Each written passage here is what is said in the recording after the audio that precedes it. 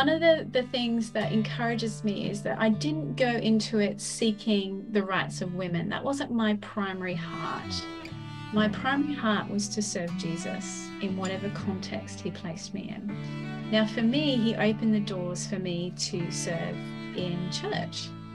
And actually, I had wonderful men, even back home in a Baptist church, in an environment that was conservative. I had wonderful men who championed my gifts, and gave me opportunities to express those gifts. And then when I came over here, again, the same thing happened. From my perspective, it's not about championing women's rights. It's about serving him and making much of Christ in whatever context he's placed you in. Hello folks, welcome back to part 2. An Aussie talks about discipling Brits with an American. This is a conversation with Tash Edwards. Tash in Beaconsfield, England, is the pastor of Discipleship and Communities at Latimer Church, just outside of Oxford. We're hearing Tash talk about the magnificence of life in Christ as a woman who's also a pastor, and the conflicts and the challenges she's facing doing that, as well as the work that they're doing in discipleship in such a wonderful biblical fashion. Let's listen as Tash talks to us about conflict, being a woman as a pastor, and talking about ones and twos together, working together in Christ as disciples alongside each other. Let me ask the elephant in the room question for everybody, because stateside, I'd be talking to a guy right now, Tash. What's it like as a woman who's a pastor over there? Yeah, you know what? I haven't faced antagonism or hostility, which has been great. It's been wonderful. In fact, I've been championed quite well. I think in the UK, you know, women can be ordained in the Anglican Church. It's not as big a problem. In some denominations, it's still an issue, but more because of the Anglican Church's influence, it's more generally accepted. So I haven't had to face it so much in the context that I'm in, partly because it has Anglican roots, our church. So in that denomination, it's okay. In Australia, I had to face it a lot more because of where I was back home. But it hasn't been a challenge for me. I think the only challenge is my own self-doubt around it, and occasionally thinking, oh, I'm a woman, you know, can I really do this? And that's partly because of my own upbringing and background, and because of my first ministry context, which was a fairly conservative Baptist church back home. So it's been okay in the UK. So I've been very fortunate in that regard.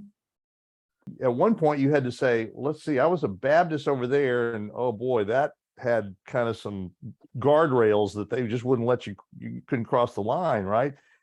And I don't mean the term guardrail in the sense of right and wrong. I just mean they just put some obstacles in the way on that. And now here you find yourself as a pastor who is discipling men and women, who is preaching, teaching. What was that journey like for you in your head? How did that work out for you? If you could give women who are listening just a little bit of encouragement about your role. Yeah, well, I think one of the things for me that's been really helpful is, when I face some of those self-doubts, I'm a woman, and sometimes it's also, oh, I'm just a mother, that comes to play as well in it, as though that's a negative thing. Actually, I think it's a really beneficial thing, and something that I bring to the role is my experience of being a mother has been really helpful to that. But, you know, as I look back over my life, I think about, God has clearly laid a calling on my life.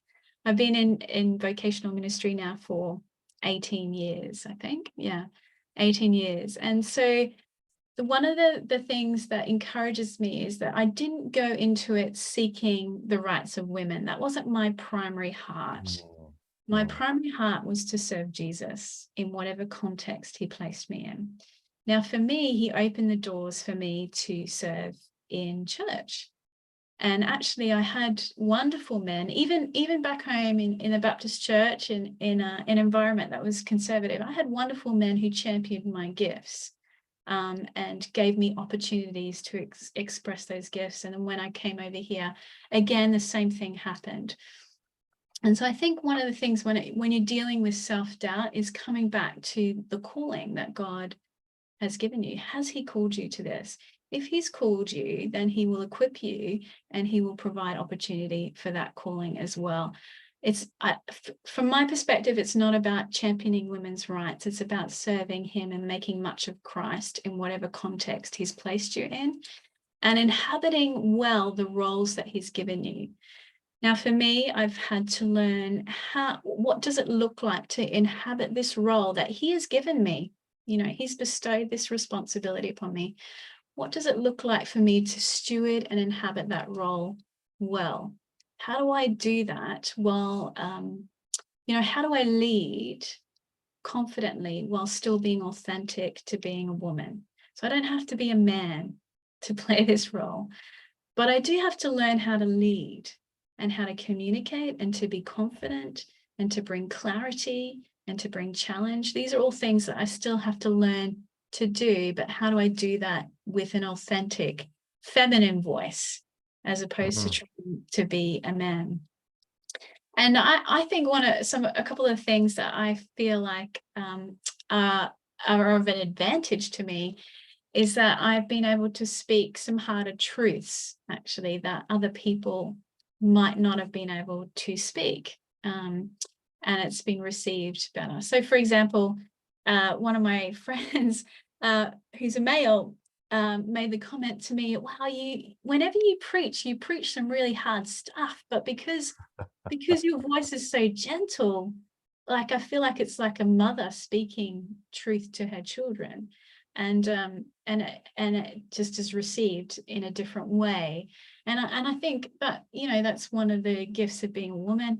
I think the other thing is, I mentioned before, motherhood has been so significant for me, is, bringing that into this role. The thing about mothers is they're always thinking about the next stage of development for their children. They have to, they start off with a little baby who has to be fed all the time because they can't do it on themselves. And then the mother's thinking about, well, what's the next stage? Well, the next stage is weaning. How are we going to do that? And then the next stage after that is like the child feeding themselves. And then the next stage after that is getting out of nappies and potty training. And so a mother is constantly thinking about the growth and development of their child. And what do I need to do to enable my child? How do I need to encourage them? But also, how do I need to challenge them? And I think this, just bringing that into discipleship is really important as well, because discipleship is about growing people. So again, there's a sort of a experience here of bringing that into the discipleship process as well.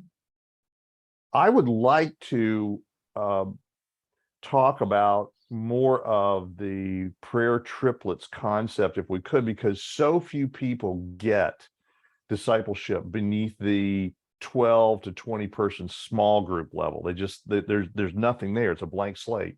One of the things that is helpful for these kind of groups is having a framework to work towards, because even in the context of 2s and 3s, we have a remarkable ability to hide as human beings.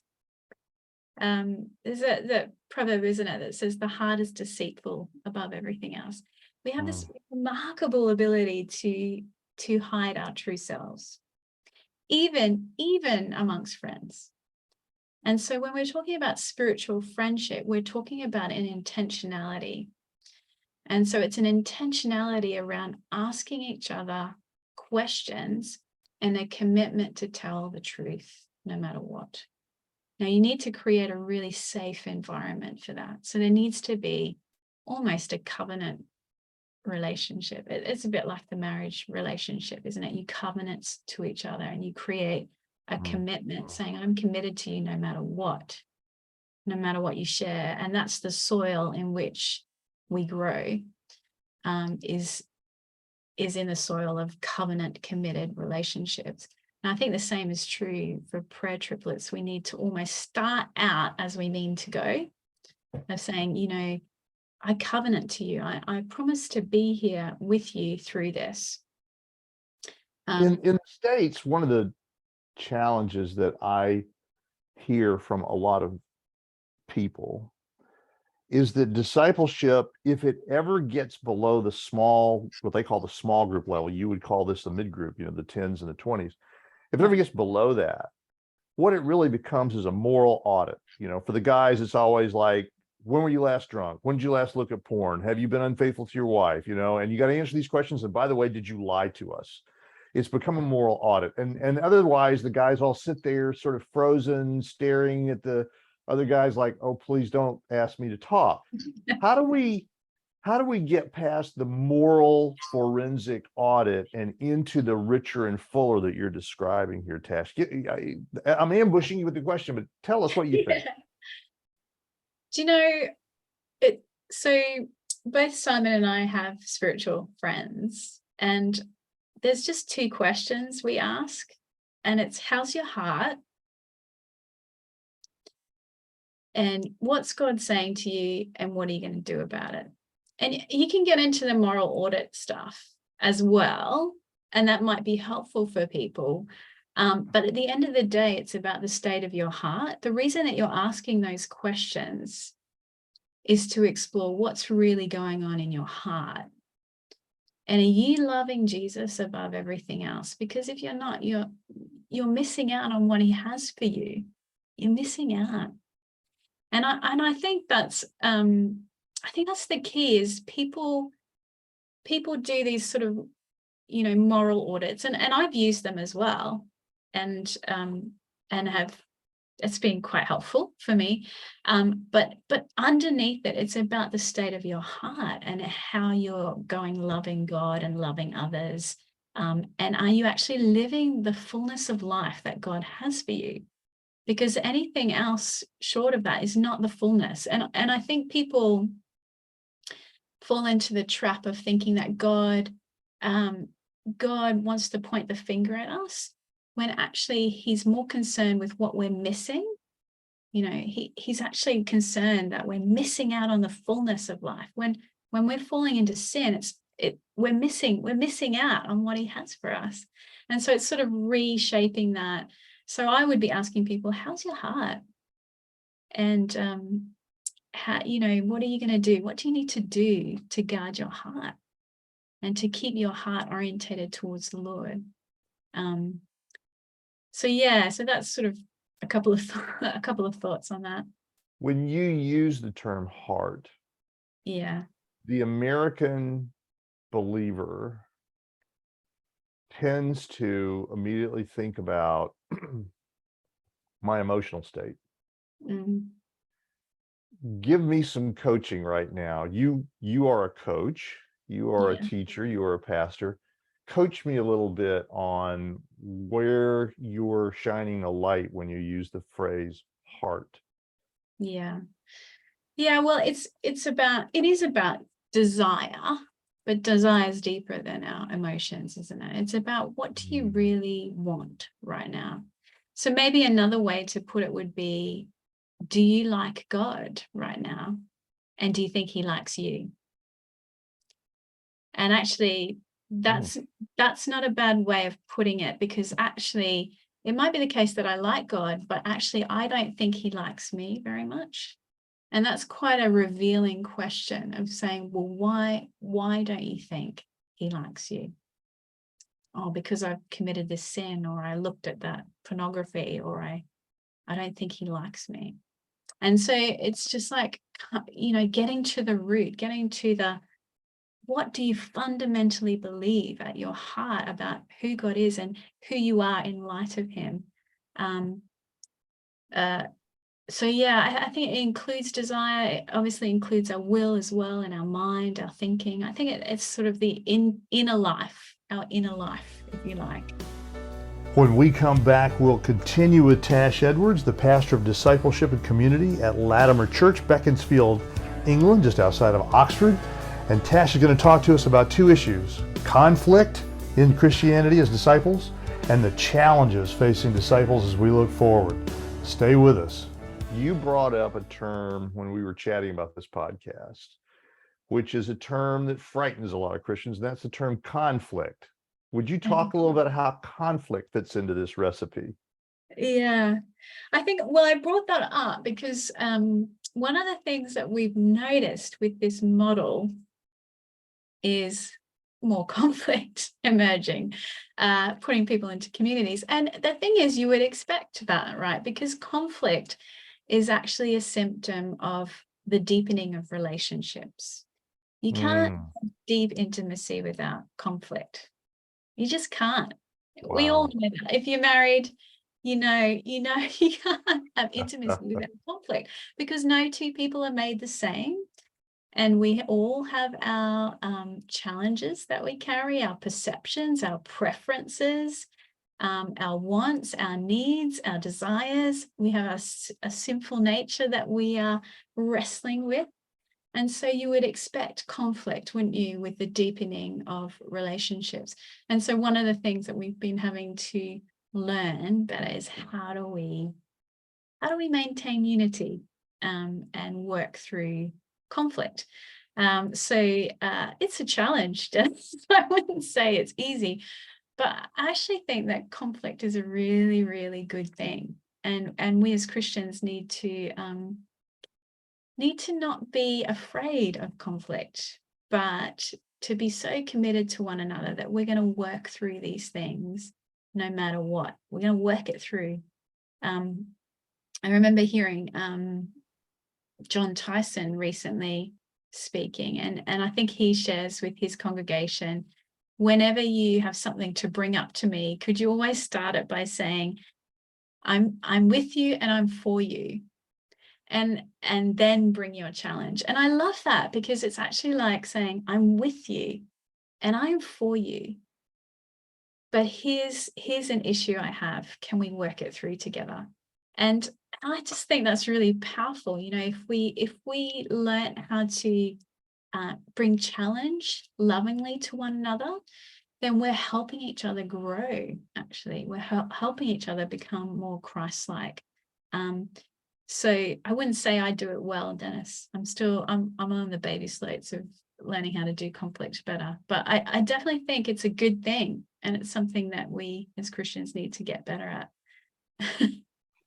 As we round the curve here for the home stretch, Tash, I'm thinking about the beauty and the delight of the things that you're saying to us today about discipleship. I'm especially grateful about the intentionality that you and the folks at Latimer are taking to try to move away from large gathering is it, or mid-sized gatherings is all you need, or a couple of activities is all you need, into the individuality in a relationship with one or two others. I love where you're taking this. Would you tell us about the challenges that you think the disciple in the UK is facing over, let's just say, the next year's horizon? What's the traffic on the street, the pressures in the society, the things that are pressing down that you think are most corrosive or have the greatest implications to impair discipleship? Couple of thoughts there. Sure. Well, my first one, and it's probably not just the UK, it's probably globally, is the digital world and the impact that has on our ability to relate. Simon was talking to me about this book called Deep Work. I don't know if you come across that, but apparently the author is talking about how our culture is inhibiting our ability to do deep work now. And I was thinking about that, thinking actually our culture is also inhibiting our ability to relate deeply to one another. And so you think about that in a digital world where everybody has their iPhones, always on you. It's like the iPhone is omnipresent in your life. It takes on a God role in your life. Yeah. Some people talk about, you know, they experience anxiety when their iPhone is not on them. Like it's actually controlling you. You are not in control of it anymore. This technology is now controlling you. It's controlling your ability to relate to yourself, to others, to the world around you. We went skiing last year, and we had this classic moment where Simon and I were sitting out on a cafe overlooking this beautiful snowy filled mountaintop landscape. And as there was one moment I looked out upon the cafe and all the people in the cafe, and I kid you not, but every single person was on their iPhone, looking at their iPhone. And I said to Simon, look at this. And every single person, so you had families with adult children, you had older people, you had families with younger children, you had young adults. Every single one of them was on their iPhone. And here we were sitting in this most majestic landscape, and they were all looking at their phone. And I was just thinking, this technology is impacting our ability to relate to one another. Now, as Christians, you know, the greatest commandment is to love God, to love one another. Relating is part of that. So I think that's a challenge we're going to have to wrestle with. What are our habits of how do we use technology well? What can we affirm about it, but what do we need to critique about it? What kind of habits do we need to form? What kind of rule of life do we need to have around technology, not just phones, but also what we watch, TV, all that kind of stuff. I think the other challenge is the attack on our identity now. You know, we see that across the board. Our culture has particular ideologies around identity, that you define yourself. And so it's the question, who am I? What makes me special and significant? And there's sort of, you know, the sexuality piece, curating your social media, performance culture, all plays into this. Who am I? What gives me worth? What gives me value? And again, as Christians, we need to come back to my value is found in Jesus Christ and Him alone. But how do I make sure that I stay anchored in that truth and not got pulled aside from that? I think the other thing which I need to give a little bit more thought to, I'd have to say, Dennis, is the therapeutic culture. We are experiencing a lot of people with anxiety. I don't know if that's the same in the US, but there's high levels of anxiety, and obviously people are medicated pretty quickly around that. So sort of dealing with the symptoms, but what's the root cause of this anxiety? I think the other thing about therapy, and I would say it's really good and really helpful, but perhaps it prevents us from actually owning our own sin and having to deal again honestly with some of the things in our own heart. So it has a tendency towards defaulting blame, I think. And so I need to think a little bit more about that, but it's just something that I've been mindful of lately with a lot of people experiencing anxiety. How do we help people move through that and be more resilient as followers of Jesus? And then there's the time pressures. People are so busy and time poor, and they live in a performance culture. It's, you know, there's a lot of competing agendas on people's time. And so how do we help them make time for the things that are really important? How do we help them prioritize their life and resist the temptation to be busy? Because busy does not equal fruitfulness. So yeah, there's a few things that I think are quite challenging in our culture right now. I think when I think about it in terms of what I do, I think as Christians, the challenge is, you know, the temptation is that we will assimilate with our culture. So be no different to it, be defined by our culture, or we'll be at war with the culture. So we're kind of fighting it, you know, or combative in it, or we withdraw from the culture and try to create kind of communities that are totally separate. But I think we have a calling to transform the culture as Christians. And so in order to do that, we need to be really wise around our culture, kind of get better at affirming what's the good in this, but also critiquing what's the effect that this has on my soul, my heart, my life, my relationships, my context. And then tell about a story by the way that we live our lives. We have a wonderful opportunity as Christians to be a transformative presence, to be a city on a hill, to be a lamp unto the darkness. So that would be my prayer, and that's something that I really want to lean into in the coming years, is how do we create disciples that are not defined by the culture, but they are transformative in it. So yeah. Tash Edwards, what a marvelous conversation you have offered us today. Thank you so much for being part of the Disciple Dilemma. Well, thanks for having me, Dennis. It's been a wonderful delight and such a blessing to me. So thanks for having me.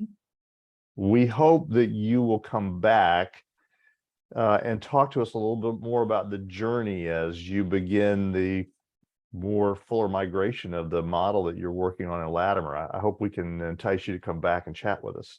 Yeah, definitely. Tash, if folks wanted to see what's going on at Latimer from afar, even though we're over here stateside perhaps, or in other countries, where would we look to see what you're up to and what Latimer's up to? Yeah, you can visit www.latimerchurch.org if you want. And we have a YouTube channel as well. You can hop on there, or you can just email me. I would love to receive any questions or thoughts. And so my email is tash.edwards@latimerchurch.org if you wanted to get in touch. Great. So you're seeing that on the screen right now, both the website address for Latimer and Tash's email address. Folks, if you want to ask questions, there's your invitation. Folks, we're just asking all of you to think about the fact that discipleship has, in many respects, been avalanched or eclipsed by some parts of the culture that have pushed it away from the more biblical model Christ gave us.